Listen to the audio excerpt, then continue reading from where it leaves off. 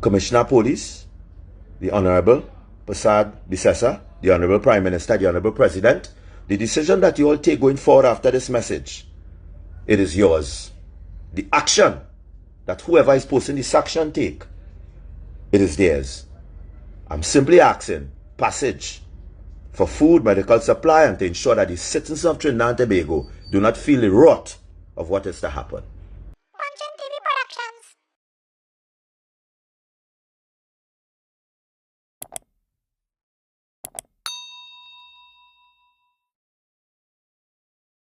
I hope this message meet you all in good faith.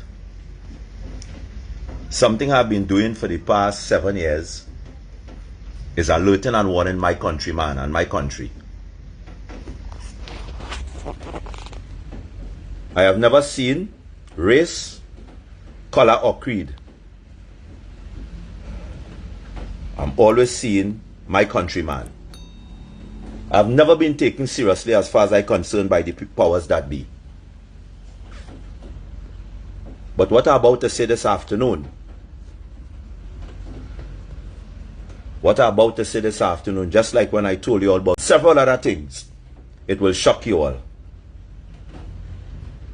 Venezuela ministers, not the business community, the ministers of Venezuela has been sanctioned by the United States to the point where they know they were sending out illegal oil. So the United States formed an embargo around Venezuela where the corrupted ministers no longer can send out illegal oil and fill their pockets while the citizens go starving. Unfortunately, who is starving? The citizens. Because a lot of citizens fail to stand up towards a corrupt regime. Because we have corrupt, listen to me, I received a communique 5 minutes ago, and as I receive it, I do what I do to protect my country. Because we have corrupt officials who support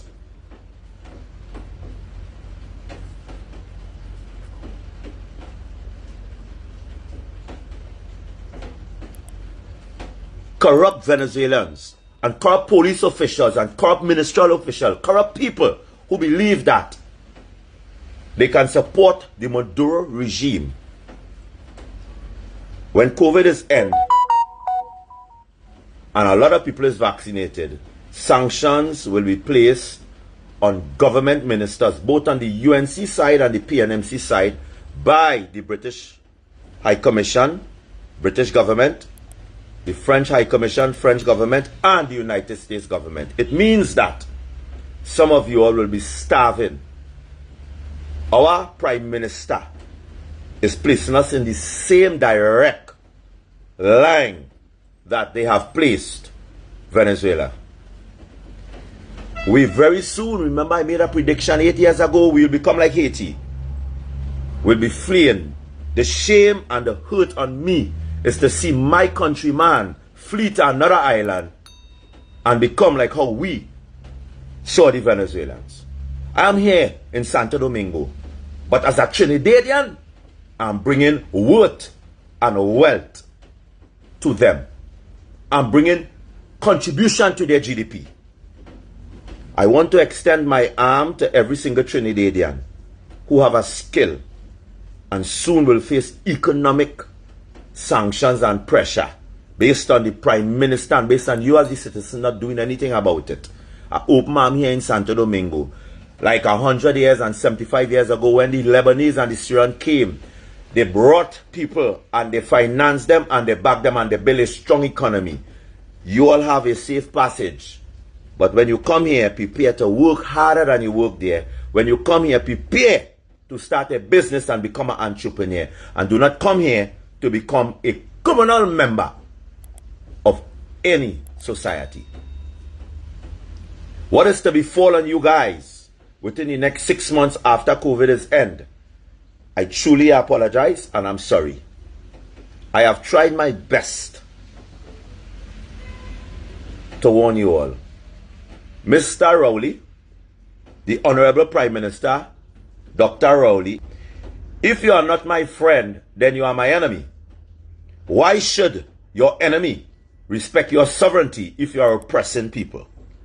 And if you claim that the Americans or the British or the French is bullying people, why you now start to bully other Caribbean countries? Can you answer this question? I'm speaking on behalf of the citizens of Trinidad and Tobago who cannot speak. So, once you have any business or relationship with a government minister, note this. Any contract with the government of Trinidad and Tobago, I want you all to know that you all will be placed on sanctions. You all will be able to purchase items from me, hell yeah, once there's no link to the government. And those items will not be inflated. I have tried my best to protect you guys. I've tried my best to warn you guys. And I've been taken for a joke. Like Noah with his ark. Let Caribbean Manufacture now show you all what we are capable of doing. If you all do not put pressure on Mr. Rowley to work with the French, work with the British, and work with the Americans, you all will face the wrath of these people. And I'm simply saying, the corrupt police official, which there's a lot, the corrupt Ministry of National Security members, all the corrupt people in the defense force, all the corrupt people in customs mainly, who have failed and has dulged our country into this situation, understand that the decision that people have to take for it to be happy, they have no choice. But I will try my best to stabilize my country with what I can do, saving some of you all. Safe passage as a Trinidadian. We have to stick together now. Within the next 6 months, when the border is open, over 350,000 people has purchased tickets to leave our shores. And they are not returning. That is taxpayers that the government will have. The government make a stance and they're taking a stance. And I know they're going to deem me as a traitor. But you know what? How can I be a traitor if I have been warning you all about this for 8 years in Compton? Don't bring the Venice. And he brought them in. And now he start to attack Guyana. But he's not attacking the issue in Guyana. He's attacking Guyana. When men do things for money, when men lose themselves in themselves and they do things for money, there is people who's going, if I go down the road and I beat a guy, I am sure my family will be held accountable and I could be bringing threats on my family. The head of our country is like the father or the mother of our family. The Honorable Keith Rowley is putting our country in direct jeopardy. But you know what's going to happen? They're going to laugh and talk shit now. And one or two advocates going to say, they say this and they say that. Listen, all the advocates and news media and all of them quietly just take stuff off from my profile because they know this man does say things coming to pass and then they just put it out there. Like it's there putting it out there. I don't need fame anymore. I need economic survival. I'm asking the Syrian community, the East Indian community, the Chinese community, anybody who has sense, let us come together and form our own economic sanctions on the PNM and the UNC government. Let us come together to save the people of Trinidad and Tobago. These people is who is our economic survival of making money. We need to boycott businesses in Trinidad and Tobago that support the PNM regime. We need to boycott businesses in Trinidad and Tobago that support the UNC regime. If you people do not stand up after COVID and do the right thing and live in cowardice of Gary Griffith and his policies of suppression, and I'm saying it, yes, suppression, for the crime rate to go down, the crime rate is going to spike by 400% while he's in office. And he will be forced to resign to blame this on the government. Mr. Griffith, you have to do the right thing and take control of the country.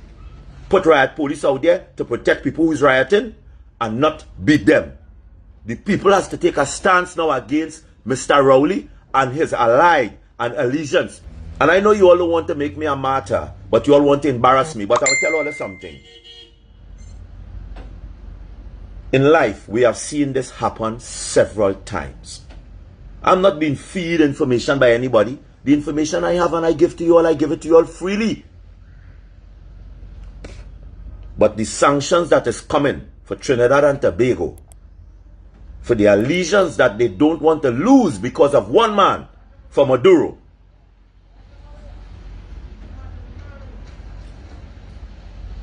I only hope